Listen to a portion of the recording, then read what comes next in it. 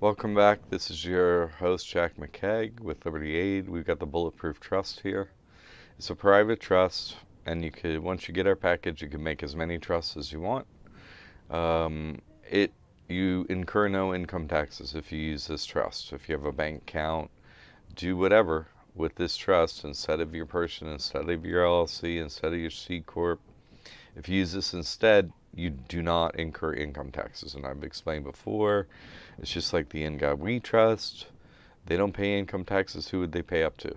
But that's not enough for some people. So let's go into the IRS saying, hey, that's great. And what it has here is everyone's heard of the 501c3, 5 plus 1, right?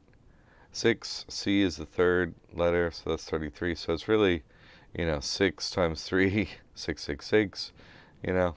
So, and this is 33. It's just 501c3 puts you under, we, which is the name of the devil. So you don't want that. So, but they have a church, right? Um, uh, they have a trust. In God We Trust. So here's the exception. It talks about the exceptions in here. Exceptions to 501c3, but basically what it's saying is, and there are good discussions on the topic. If you look up the code that talks about it, 508c1a, and what they call the free church, and here's a good, like, if you go and search that, you click on this one right here, it brings you to this, and this is a pretty good topic. A pretty good discussion with the actual publications on it and how they relate and so on. So anyway, people are concerned that, hey, I operate in this trust and maybe I owe income taxes or something. No. IRS has exceptions to 501c3.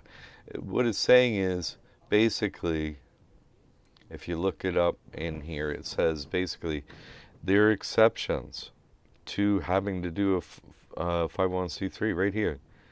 A church, right? They're integrated auxiliaries and conventions or associations of churches. Okay, so that's like a ministry, Christian Ministries Trust, like the one I have, right? Okay, and how I recommend you name your trust and so on, right?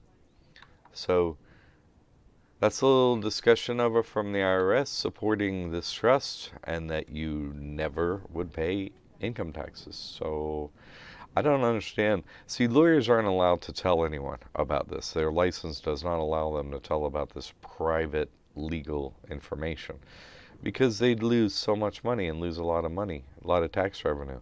But here it is. So how much money have you paid in income taxes over your lifetime? And this is a few $100s, this trust? Seriously, I don't know what else I got to do to show people it's so easy to save so much money and it's legal. Come on, get the Bulletproof Trust.